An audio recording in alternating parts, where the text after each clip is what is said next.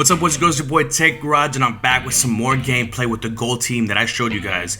Now, the reason why this team was so exciting is because I was able to get some gold ultimate legends with trades that were going to allow me to actually field the team that I felt was going to mimic one of those high overall teams that you're seeing out there. So here you see my team and the best players on it, and here's my opponent's team. That's right, limited edition players, positional heroes, limited edition Vic.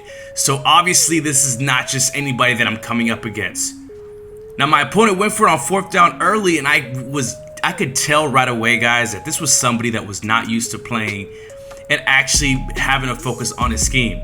He went for it on 4th down, didn't make it. On 3rd down, I didn't make it, so you know I'm going for it on 4th down. Empty set, I throw it out, and this flag route was gonna be open pretty much every time I was gonna go to it.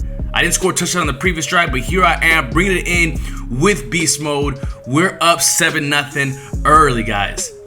Now on the next drive, my opponent on 2nd and 2 gets a big drive and runs over my Paul Krause. Obviously, that's not the regular Paul Krause, because if it were, you know he would have been laying somebody out something serious.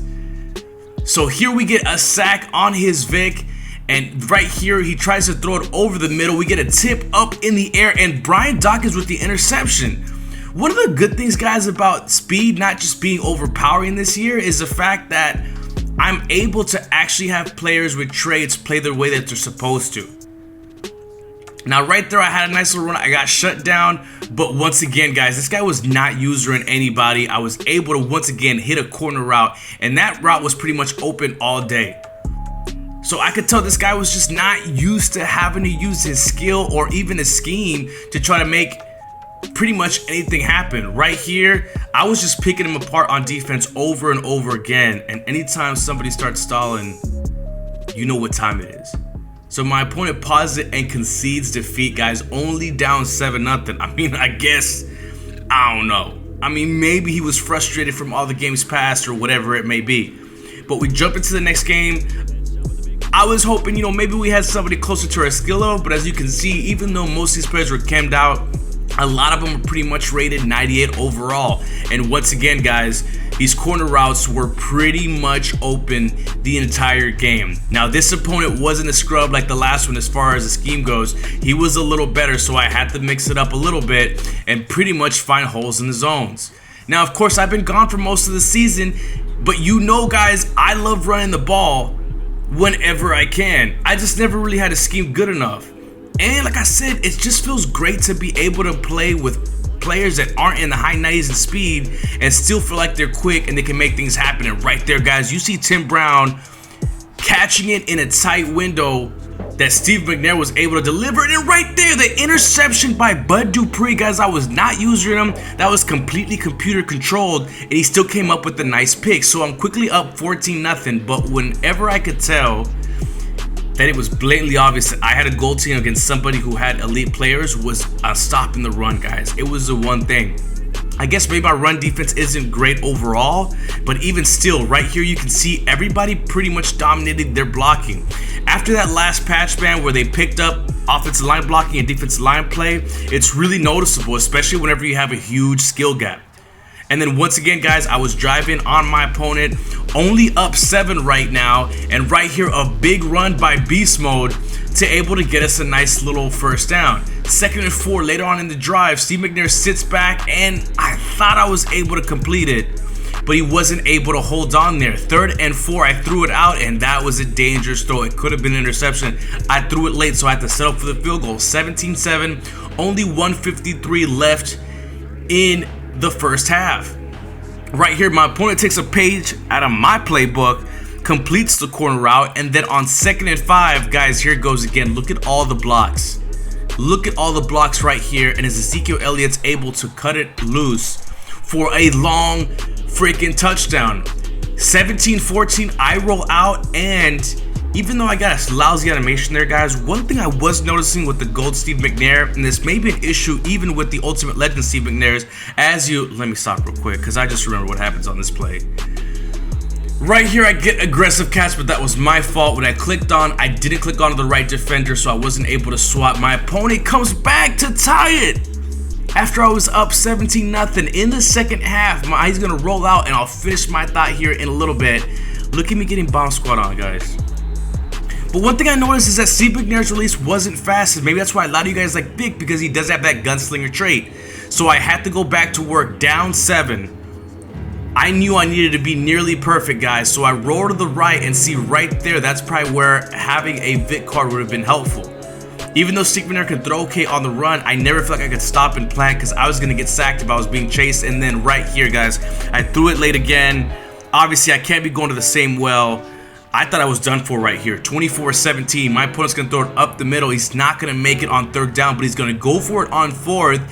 And Kirk Cousins looking like he does in real life. So that gave me a breath of fresh air, but my opponent helped me to a 4th down. 4th and 4, wide open to Tim Brown. I was able to complete the pass there. So 1st and 10, later on in the drive, I roll out to the right, and guess what, guys? All day in the world to throw. Tim Brown in the back of the end zone. That's a gold quarterback throwing a deep, accurate pass to the back of the end zone to Tim Brown. I could have sworn I had the interception there, guys, but unfortunately, I did it. And once again, Jesus Christ, that Ezekiel Elliott that he has is pretty good. 2 minutes left. He's in the red zone. I was not going to let up. I was going to do everything I could on this pretty much red zone stand to make sure that I held him to at least a field goal. Usually my red zone defense is pretty good, guys. I have a bend but don't break defense, but right there, man, that could have been a touchdown. Unfortunately, he can't hang on. So 3rd and 7. My opponent's going to roll to the right. He's going to throw it again, tipped in the air. That could have been a pick. We could have held him to no points, but unfortunately, but you know what? Fortunately, we only gave up the field goal. So that means I have 1:13 to drive down the length of the field, guys. All I needed to do was mix up my play call and exploit what he was giving me, and I knew I could drive down the field on him. And this, I think, this drive right here, guys, is the biggest example of scheme over team.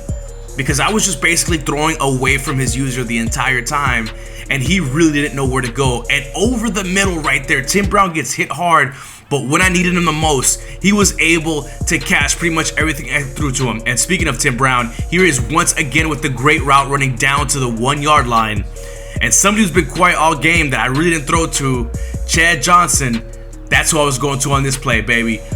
Right in the end zone with 17 seconds left, I'm able to score the go-ahead touchdown. So that's nothing, guys. The block shed still happened for some reason, even with these gold cards. And right here, I could tell my opponent didn't really have a lot of plays to go to. He kept trying to call the same play, and this play made me laugh out loud. Because right here, he rolls to his left, he throws it deep. He thinks he caught it, so he calls a timeout right away. But guess what, guys? That was an incomplete pass, so he calls a timeout for no reason. 1 second left on the clock. He's essentially going to have to throw up a prayer here. And I cannot believe that I was able to pull this game out. Or did I? One last shot, and unfortunately, once again, we get the pressure from the right, and we're able to take home the W, guys. What a game right here. I can't believe I'm still being matched up with teams of these calibers, but I think that's what makes this series a little more fun. So based on the gameplay, guys, let me know what players you guys want to see on the squad, or if you want to see more of this gameplay. Anyway, go ahead and drop a like, guys, if you're liking the all gold team. My first game is probably going to be played sometime this week in that tournament, but go ahead, like, subscribe, and peace.